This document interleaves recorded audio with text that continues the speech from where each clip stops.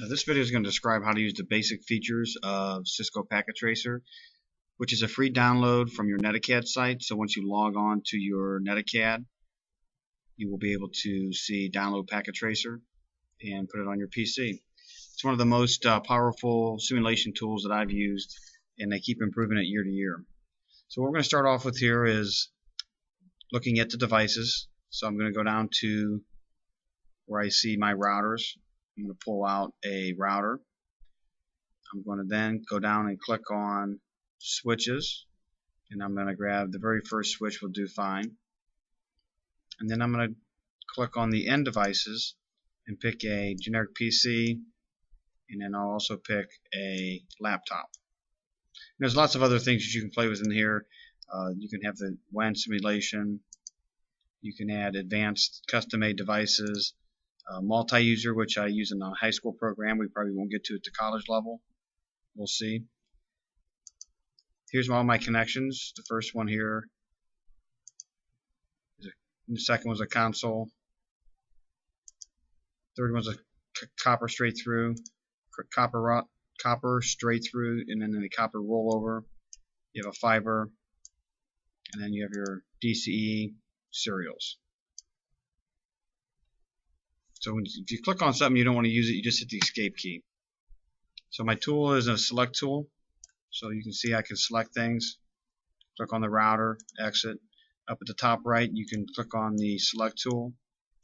You can click on the hand, which you can move things, the whole background or the work area. You can add documentation.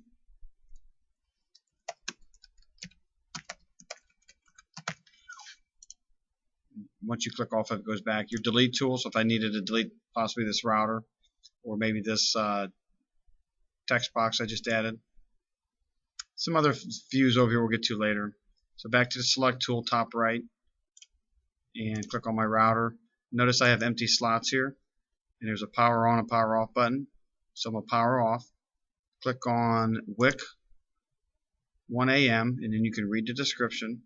But generally we use the WIC 1Ts. So once the machine is off, you click on WIC 1T and you grab the card and you add it. So I'll just fill up both slots, turn it back on.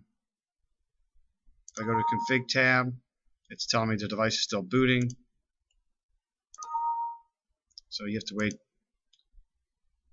about 15 to 20 seconds, then you can get in. And then I can see all my interfaces here. We're not going to use the config tab very much. Where we want to stay is in the CLI, command line. So I'm going to go ahead and exit that out. Let's click on a switch. Notice that there's no power on or off.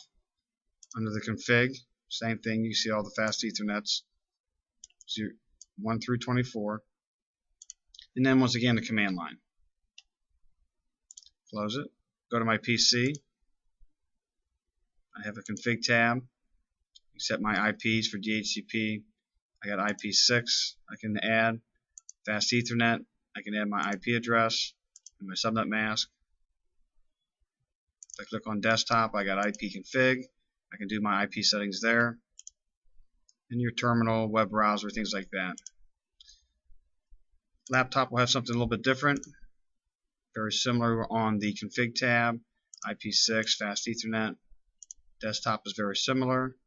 IP, set your IPs. So now that we're in the router command line, all I have to do now is press enter. And then I can go to enable. Go to config T. If you type enough of the command CONF and press the tab key, it will autofill. And I did config T and press tab, it goes config terminal. And then I can configure things. And you'll get this more in the lab. What I want to show you now is, and realistically when you configure a router or a device for the first time, we're going to connect it with a rollover cable. So it's this blue cable down here on the, when you click on the connect or the wires, you click on console, click on your PC, connect it to the RS-232, which is nothing more than a COM port.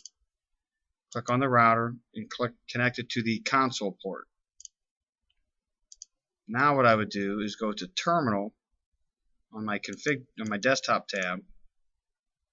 Settings are 96, data bits 8, parity none, stop bits 1, and flow controls none. And now I'm in Config Terminal. So this is a short tutorial on how to get the basics of Packet Tracer going. So you can now explore these on your own.